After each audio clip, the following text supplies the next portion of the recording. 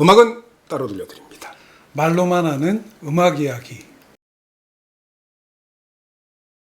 꼬리에 꼬리를 물어온 지 99번째 시간입니다.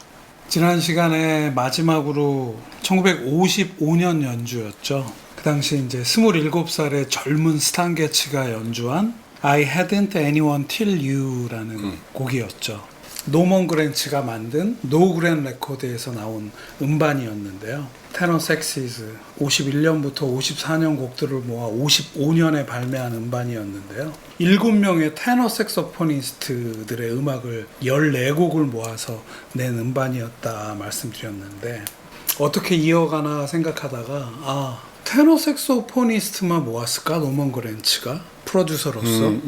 결론부터 말씀드리면 똑같은 쌍둥이 앨범이 같은 55년에 나왔습니다. 알토 섹스라는 발음을 잘해야 되는데 알토 색소폰이라는 앨범인 거죠. 테너 색소포니스트들, 알토 색소포니스트들 이렇게 두 장의 앨범을 쌍둥이처럼 나와 있는데, 그 앨범 중에 한 곡으로 이어가기로 하겠습니다. 알토 색소포니스트 베니 카터가 연주한 Prisoner of Love라는 곡을 골랐습니다. 굉장히 직관적인 제목이죠. 편집 앨범답게. 앨범 자켓도 굉장히 직관적이에요. 컨셉하고 앨범 제목만 비슷한 게 아니라 앨범 커버, 비주얼마저도 데이비 스톤 마틴이라는 일러스트레이터 겸 디자이너가 디자인한 앨범으로 나왔는데, 이 두 장의 앨범을 이렇게 딱 띄워놓고 보면은 이거 진짜 원판으로 그 당시 앨범으로 해서 듣지 않고 그냥 액자에 넣어놔도 좋겠다 하는, 나도 그런 생각했어. 그런 아주 매력적인 탐이 나는 아트웍을 갖고 있죠. 이 앨범 알토 섹스는 노먼 그랜츠가 프로듀싱하고 슈퍼바이징한 1947년도부터 54년까지의 6, 7년간의 음악들 가운데에서 알토 색소포니스트를 4명을 꼽아갖고 각 3곡씩 해갖고 12곡이 담겨 있는데요. 베니 카터가 4곡이 들어가 있나 그럴 건데, 선배급 3명과 후배급 1명 이렇게 구성이 돼 있는데, 선배급에는 베니 카터, 자니 호치스, 윌리 스미스, 이 세 분은 스윙 시대부터 활동해온 베테랑들이고, 그 당시 55년에 최고라고 지금까지 최고의 색소포니스트로 일컬어지는 찰리 파커가 참여를 하고 있는데요. 담긴 음악들을 살펴보면 다 알토 색소폰 음악인데, 연주 스타일로도 예를 들어 베니 카터와 자니 호치스는 굉장히 감미롭고 우아한 스타일의 연주를 하고 있고, 선배급들 중에도 윌리 스미스는 약간 힘을 내는 그런 연주가 담겨 있고, 막내 찰리 파커의 음악은 그 비밥 혁명을 달성하고 굉장히 혁신적이고 속도감 있는 비밥을 연주하고 있는 찰리 파커의 음악이 담겨져 있어서, 이 조합을 만들어낸 프로듀서 노먼 그랜츠의 어떤 역량이, 그 능력이 돋보이는 앨범이라고 말씀드릴 수 있고요. 미술로 따지자면 좋은 큐레이터가 이렇게 좋은 작품들을 모아서 4명의 작가의 작품을 모아서 한 앨범에 담은 것 같은 그러한 아주 훌륭한 앨범이라는 생각을 하고 있고요. 이 앨범의 원래 55년 라이너 노트에, 아무래도 편집 앨범이다 보니까 노먼 그랜츠가 라이너 노트를 쓴 모양인데, 알토 색소폰은 언제나 재즈에서 가장 표현력이 풍부한 악기 중 하나였습니다. 이 앨범에서 우리는 이 악기의 역사를 정의하는 4명의 거장을 한자리에 모았습니다. 베니 카터와 자니 호치스의 우아하고 서정적인 선율부터 윌리 스미스의 추진력 있는 스윙, 찰리 파커의 혁신적이고 숨막히는 천재성까지, 이 음반은 각 연주자들의 서로 다른 개성과 압도적인 경지의 결정판입니다.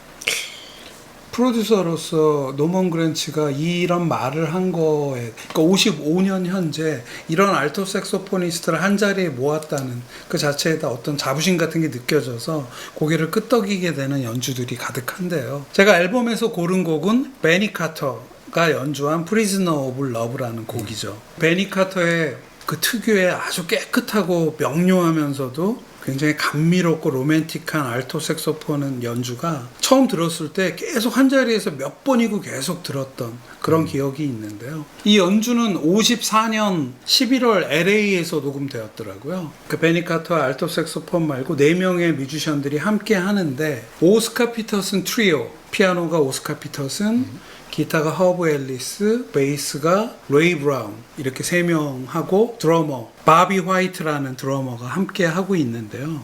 완벽하게 조연으로서만 연주를 하고 있어요. 베니 카터의 알토 색소폰에만 온전히 집중하는 그런 후배들의 연주를 들을 수 있고요. Prisoner of Love, 사랑의 포로, 아주 마음에 드는 제목이죠. 1931년도에 탄생한 곡이더라고요. R&B, 소울, 팝 이런 여러 장르에서 연주되어 온 그러니까 장르 불문의 스탠다드 같은 곡이고요. 현재 진행형의 Prisoner of Love 하면 사랑의 포로, 어쩌면 사랑의 죄수라고도 해석될 수 있는데 지금 막 현재 불타오르는 그런 사랑에 대한 이야기가 아니더라고요. 중간에 가사가 이래요. 당신은 나를 신경 쓰지도 않는데 혼자 마음을 쓰는 게 무슨 소용이 있을까요? 잊어보려고 최선을 다하지만 아무 소용이 없네요. 난 이미 끝나나 버렸나 봐요. 우리가 떨어져 있어도 당신은 내 마음속에 있습니다. 나는 사랑의 포로입니다. 그러니까 좀 애절한 발라드라고 말할 수 있는데 이 베니 카터는 굉장히 우아하고 품격 있게 표현하고 있는 음악이기 때문에 한번 꼭 들어보셨으면 하고요.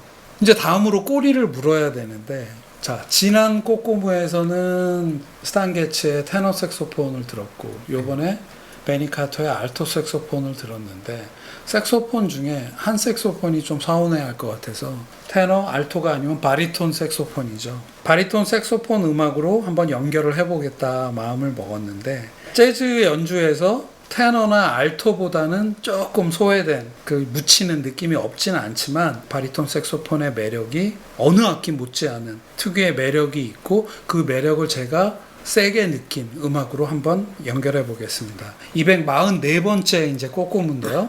바리톤 색소포니스트 제리 멀리건, 그의 별명이죠. 제루라는 앨범인데 그 별명은 마일스 데이비스가 지어줬다고 하는데 제루라는 앨범 1962년에 녹음됐고 62년에 발매된 앨범인데요. Get Out of Town이라는 곡을 골랐습니다. 바리톤 색소폰이 스윙 시대, 빅밴드 시대에는 베이스 같이 저음을 받쳐주는 그런 리듬 악기 중에 보조 악기에 머물러 있었대요. 근데 그런 바리톤 색소폰을 스윙 시대부터 또 이어지는 모던 재즈 시대 40년대 중반 이후 재즈가 이렇게 세월을 거치면서 바리톤 색소폰을 사람들한테 솔로 악기로 딱 등극시킨 그러한 뮤지션들이 몇 분이 있는데 해리 칸이라는 바리톤 색소포니스트가 있고요. 그리고 제리 멀리건, 오늘 고른, 그리고 페퍼 아담스. 이렇게 3명이 저는 생각이 나더라고요. 우선 해리 칸이 제일 선배죠. 재즈 역사에서 바리톤 색소폰을 최초로 솔로 악기로 딱 등극시킨 그런 인물이라고 보시면 될 텐데 듀크 앨링턴 오케스트라에서 40-50년을 계속 활동하신, 그러면서 묵묵하게 그 존재감을 드러냈던 그런 연주자인데 바리톤 색소폰 특유의 중후한 저음을 가졌고 이분은 호흡법을 순환호흡이라는 호흡법을 이용해서 그 저음이 굉장히 길게 뽑아내는 특유의 스킬로 굉장히 유명했다고 하는데요. 물론 솔로 앨범도 내신 적이 있지만 그 스윙 시대, 그 시대를 살았던 뮤지션답게 그 솔로 작업보다는 듀크 앨링턴 오케스트라의 일원으로서 묵묵히 활동하셨고 후배들을 많은 영향을 끼친 그런 색소포니스트이죠. 다음 이제 제리 멀리건과 페퍼 아담스를 같이 이야기를 좀 해보면은 모던 재즈 시대, 40년대 전후에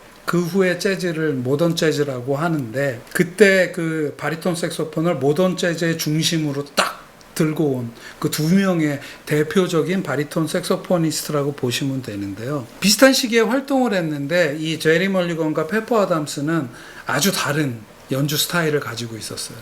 우선 제리 멀리건은 그 바리톤 색소폰이 갖고 있는 그 묵직하고 거칠고 저음의 바리톤 색소폰이 가지는 그러한 성격에서 부드럽고 낭만적으로 그 악기를 연주를 했다면 페퍼 아담스는 이분 별명이 더 나이프래요. 그러니까 굉장히 칼 같고 거칠고 아주 강렬한 바리톤 색소폰 연주를 해서 2명의 연주 스타일이 완전히 나뉘는데 그 연주 스타일에 맞게 제리 멀리건은 쿨 재즈를 얘기하면 항상 이야기가 되는 쿨 재즈의 대표 주자이고 페퍼 아담스는 동부의 재즈 음악, 50년대 재즈 음악인 하드밥, 대표하는 바리톤 색소포니스트다. 이렇게 생각을 하시면 될 것 같은데요. 옛날에 저 제리 멀리건은 김 감독이 소개한 적이 있어. 몇 번 있죠. 예. 그러니까 나이라이트 앨범. 예.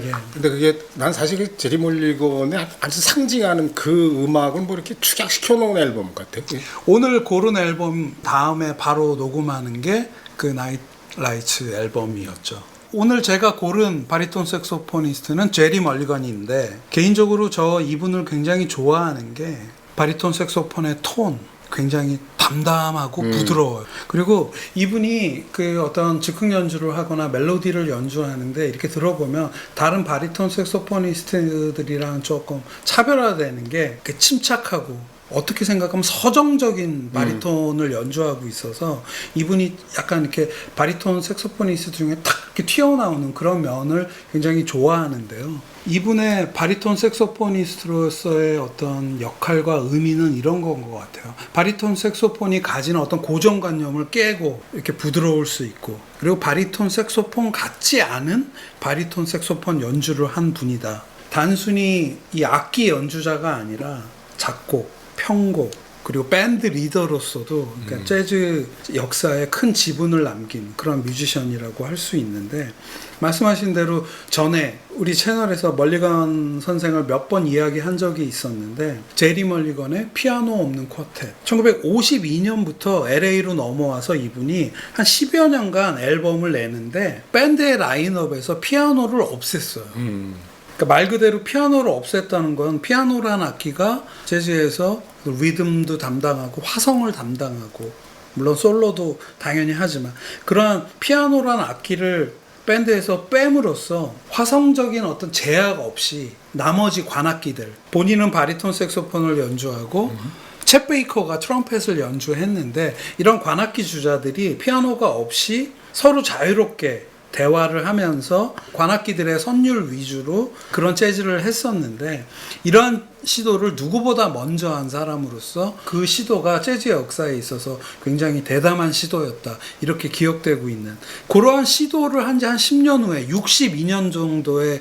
이르면은 콜롬비아 레코드에서 나오는 앨범이 하나 있는데, 이 제리 멀리건의 여러 앨범 중에 굉장히 돌출도가 있는 앨범이라고 생각하는데, 이 제로라는 이 앨범에서는 밴드 라인업에 피아노를 포함을 시킵니다. 갑자기 50년대 제리 멀리건이 쭉 일관되게 해왔던 연주의 방향, 성격과는 조금 다른 연주를 이 앨범에서 보여주고 있는데, 피아니스트를 누구를 기용을 했나 보면은 이 피아니스트를 이렇게 얘기하고 싶은데, 굉장히 우아한 멜로디 감각을 가졌고 굉장히 착한 연주를 했던 분이다. 타미 플래너겐이라는 피아니스트를 기용을 하고 있는데, 이 타미 플래너겐이 제리 멀리건의 음악에 들어옴으로써 뭐랄까, 저는 오히려 바리톤 색소폰의 연주가 더 살아난다고 느끼고 있는 것 같고요.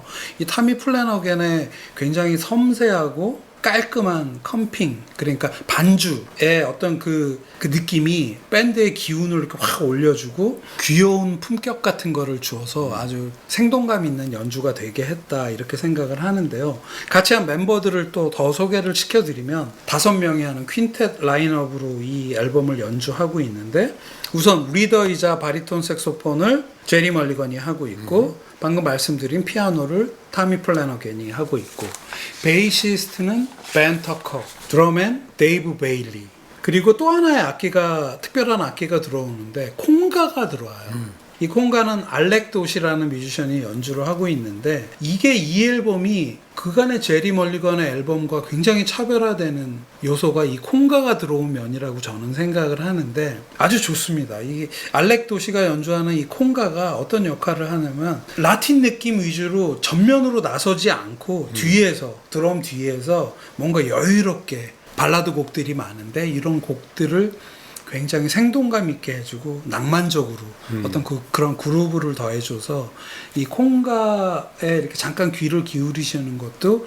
이 앨범 속의 곡들이 가지는 그런 매력에 큰 지분을 가지고 있다, 뭐 이런 생각을 하게 되는데요. 이 앨범의 B면의 첫 번째 곡 Get Out of Town 이란 곡인데요. 그 미국이 나온 위대한 20세기 초반의 작곡가들 중에 한 명이 콜 포터 작곡인데요. 가장 유명한 작곡가죠. 1938년에 콜 포터가 작곡했던 뮤지컬 Leave It To Me라는 뮤지컬이 있었는데 그 뮤지컬을 위해서 만든 곡이래요. 이 곡이야말로 그냥 평범한 사랑 노래가 아니더라고요. Get Out of Town, 이 도시에서 떠나줘. 그 뮤지컬 속의 내용에 어떤 여자가 사랑해서는 안 될 위험한 인물을 사랑하게 됐는데 자신의 마음이 이제 완전히 무너지기 전에 제발 떠나달라. 뭐 이런 이야기를 하는 내용의 노래라고 하고요. 이렇게 사랑 노래치고는 어두운 내용이잖아요. 근데 이 어두운 내용, 뉘앙스의 이 곡을 제리 멀리건과 이 동료들이 연주하는 거는 굉장히 시침이 뚝 떼고 굉장히 느긋하고 담담하고 설렁설렁하게 이렇게 연주를 하는 게 아주 매력적으로 들리는데요. 이 연주에서 주인공은 뭐니 해도 제리 멀리건의 바리톤 색소폰 연주라고 생각을 하는데요. 굉장히 나긋나긋하고 차분한 톤으로 가지고 있고, 그러니까 너무 과하지 않아요. 그리고 너무 과시하지 않아요. 마치 이렇게 노래하듯 그 저음의 바리톤 색소폰으로 굉장히 서정적으로 원곡의 멜로디 플러스 중간에 즉흥 연주를 이렇게 이어가는 그런 제리 멀리건의 매력에 푹 빠질 수 있는 연주라고 생각하고요. 제리 멀리건의 바리톤 색소폰 연주 밑에 깔리는 타미 플래너겐의 피아노는 굉장히 섬세하게 아주 정성 들여서 반주를 하고 있고 그 중간에 잠깐 나오는 짧은 피아노 솔로도 아주 맛깔나게 연주를 하고 있고요. 아까 말씀드린 드럼 뒤에서 라틴 느낌을 딱 한 스푼만 더해주고 있는 알렉 도시의 콩가 아주 그만이다. 이런 말씀 드리고요. 이 앨범의 메인 프로듀서가 누군지 보고 깜짝 놀랐는데 동명이인인가 했는데 이 앨범의 메인 프로듀서가 누구냐면 이 연주에서 드럼을 연주하고 있는 데이브 베일리가 메인 프로듀서 이름에 올라 있더라고요. 굉장히 특이하죠. 앨범이 나온 음반사가 굉장히 큰 거대 기업인 콜롬비아 레코드인데 콜롬비아 레코드에 프로듀서가 없어서 드러머를 프로듀서를 시켰나 하고 이 부분은 아무리 검색을 해도 찾을 수가 없어서 챗GPT가 아니라 제미나이한테 물어봤더니 이런 사연이 있더라고요. 그러니까 이 드러머 데이브 베일리가 굉장히 특이한 분이더라고요. 재즈 드럼 연주자인데 최초로 자기가 독립 재즈 레이블을 만들었던 사람이더라고요. 재즈 라인 레코드인데요. 이게 62년 연주인데 61년에 데이브 베일리 드러머가 자신의 독립 재즈 레이블을 만들었고 62년도에 제리 멀리건하고 계속 연주를 같이 해왔기 때문에 제리 멀리건의 그 앨범을 하나 기획을 하고 자신이 프로듀싱을 했는데 어떤 알 수 없는 이유로 자신의 재즈라인 레코드에서 못 내고 콜롬비아 레코드를 통해서 내게 됐다. 그냥 드러머이지만은 이런 특별한 삶을 살았던 데이브 베일리에 대해서 처음 알게 된 이 데이브 베일리가 이 앨범을 왜 기획을 하게 됐느냐에 대해서 남긴 말이 있다고 하는데 바리톤 색소폰을 연주하는 제리 멀리건의 발라드 실력이 엄청난데 그게 아직 음반으로 나온 적이 없더라. 그래서 내가 한번 프로듀싱을 해서 만들어야 되겠다 해서 이 앨범이 탄생하게 됐다는 오늘 준비한 얘기는 여기까지입니다. 네. 네.